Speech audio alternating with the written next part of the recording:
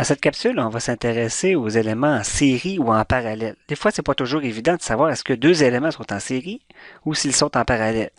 Et on va regarder aussi comment faire des regroupements de résistances en série ou en parallèle pour pouvoir déterminer ce qu'on appelle une résistance équivalente, c'est-à-dire une résistance qui ferait en sorte de remplacer un groupe de résistances et que ça donnerait le même résultat de courant là, dans le circuit.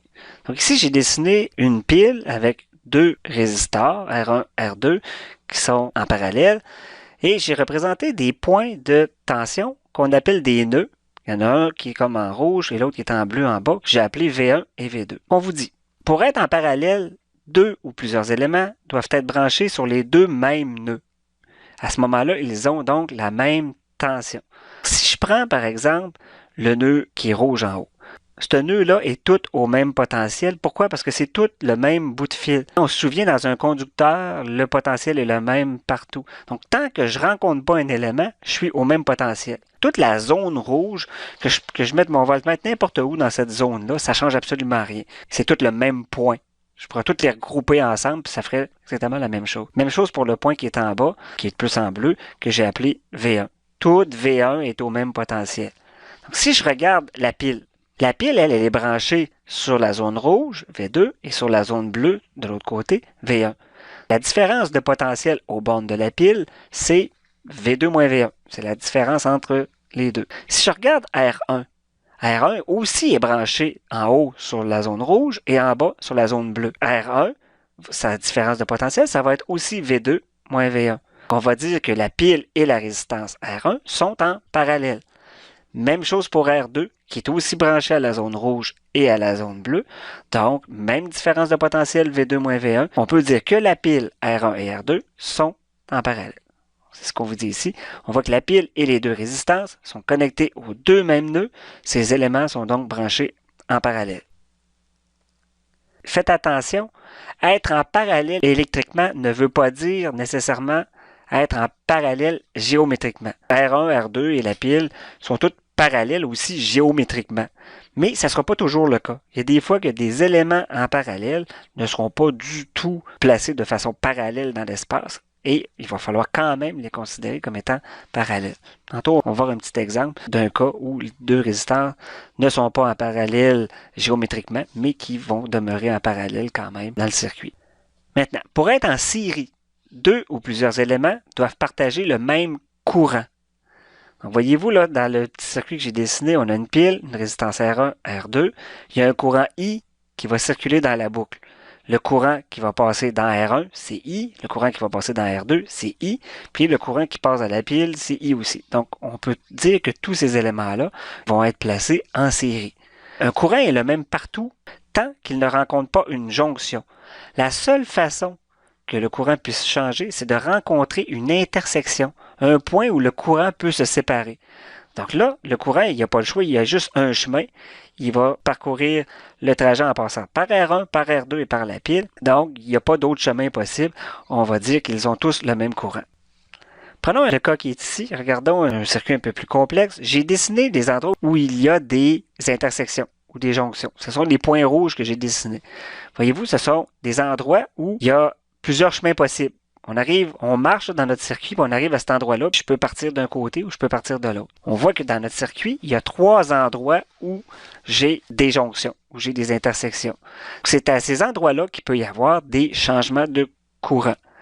Et là, quand on marche d'une jonction à l'autre, le courant va être le même partout dans cet intervalle-là. Par exemple, j'ai mis par des couleurs tous les endroits qui vont avoir le même courant puisque je vais être entre deux jonctions.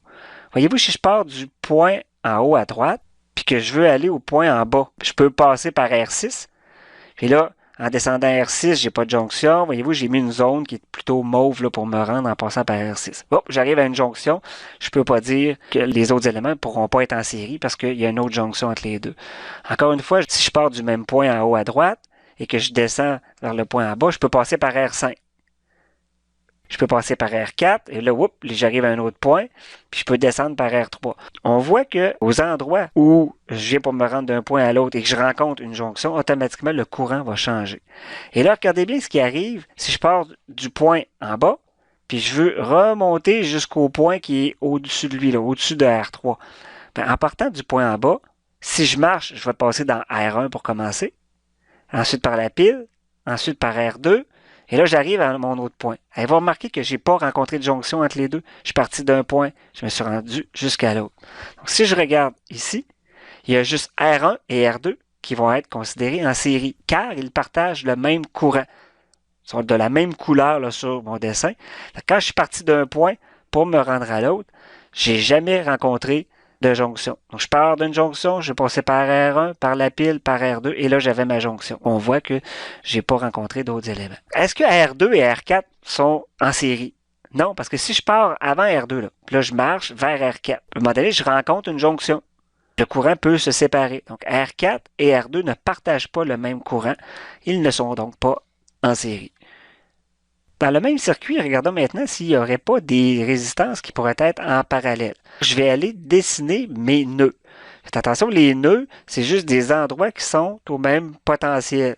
Comment on fait pour les tracer? Bien, on part d'un élément, puis on trace jusqu'à temps qu'on se rende à l'autre élément. On n'a pas besoin de rencontrer une jonction. Dès qu'il y a un élément, c'est fini. Je change de couleur pour faire mon tracé et je donne un autre nom. Si je pars en bas, à droite, j'ai appelé V1 le gros nœud qui est en bas. Dès que je passe à travers une résistance ou un élément, je vais changer de potentiel. Mon V1 est localisé en bas à droite.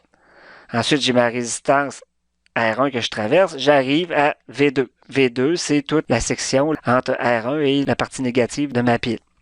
J'ai V3, V4 et V5. J'ai tout identifié les nœuds sur mon schéma. Et je vous conseille d'essayer de faire cette représentation-là quand vous faites vos schémas pour essayer de voir s'il n'y aurait pas quelque chose qui serait en parallèle. Et là, vous pouvez regarder chacun des éléments et pour que deux éléments soient en parallèle, il faut qu'ils soient branchés exactement aux deux mêmes nœuds. Donc, si je prends par exemple R2, est-ce que R2 est parallèle avec R1? Bien, R2, il est branché sur quoi? Sur V3 et sur V4. Et R1, lui, il est branché sur V2 et sur V1.